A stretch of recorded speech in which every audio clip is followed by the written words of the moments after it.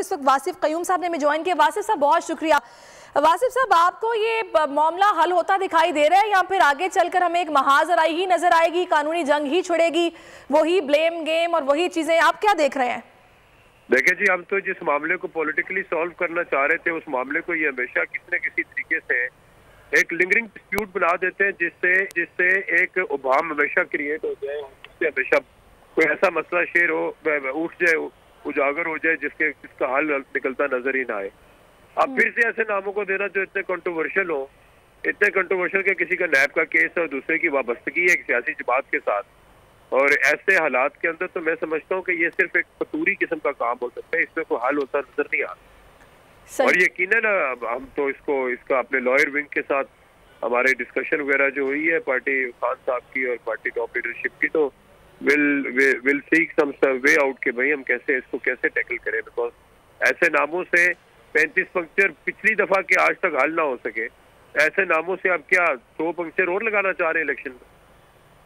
सही। तो अभी इस सारी सिचुएशन में आप लोगों को इलेक्शन कमीशन पर भी तहफ्फुज़ात हैं, आप लोग तो पहले ही कहते हैं कि ये पार्टी बना हुआ है, तो फिर वो जो भी फैसला करेंगे आप लोगों को तो जाहिर है वो काबिल कबूल नहीं होगा। पूरा पाकिस्तान कहते हैं। अभी आपके कराची के अंदर, सिंध के अंदर जो इलेक्शन हुआ है, मैं तो समझता हूँ कि शर्म आनी चाहिए, बल्कि पूरी कौम को इलेक्शन कमीशन, जो नुमाइंदा इलेक्शन कमीशन सिंध था, उसको तो हार पिलाने चाहिए कि बड़ी मेहरबानी आपकी, बड़ी मेहरबानी चीफ सेक्रेटरी साहब सिंध की कि आप लोगों ने पीपल्स पार्टी को अच्छी अक्सरियत के साथ जिताया। खुदा खौफी करे, इम्पार्शियल इलेक्शन को इंश्योर नहीं करेंगे तो मुल्क अनारकी और तबाही की तरफ जाएगा। नहीं तो अच्छा, अब आज जो भी फैसला होगा उसके बाद आप लोगों का अगला लाहेअमल क्या होगा, मुझे ये बताइए। This is again subject to the decision कि ये क्या फैसला करने जा रहे हैं, बिकॉज हमने देखे ना, उन्होंने जो कानूनी शिक है उसके मुताबिक एक इम्पार्शियल आदमी को सीएम लगाया जाएगा इस केयर टेकर सेटअप में, जो कि इंश्योर करेगा कि फ्री एंड फेयर इलेक्शन हो। अब मुझे आप बता दें कि आज चीमा इम्पार्शियल है, मोहसिन नकवी इम्पार्शियल है, उनकी वाबस्तगी एक सियासी जमात के साथ और खुले आम रही है, उनके डिफरेंट केसेस में फ्रंट मैन रहे। तो मुझे बताएं, एक बंदे पे ऐसे एलिगेशन हो, चलो इनकी जुबान से करते हैं, ऐसे एलिगेशन ही हो, तो क्या ऐसे एलिगेशन के साथ एक पाकिस्तान की सबसे बड़ी सियासी जमात वो एक्सेप्ट कर सकती है ऐसे बंदे को कि वो निगरान वज़ीर आला जो वो इलेक्शन कराए?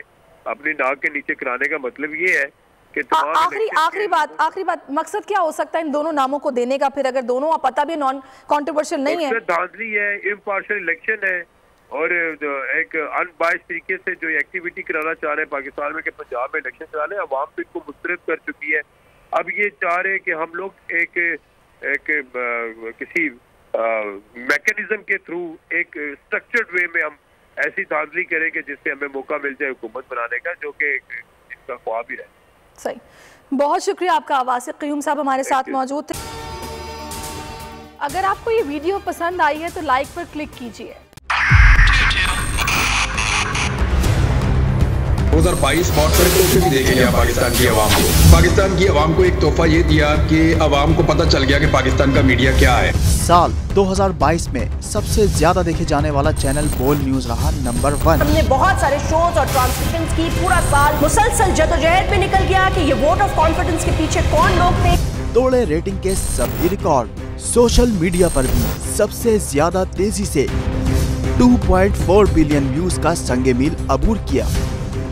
एंकर्स को भी आवाम में सबसे ज्यादा मकबूलियत मिली और सोशल मीडिया पर भी बोल रहा सब पर भारी। सब्सक्राइब करें और बेल दबाएं ताकि कोई खबर रह न जाए।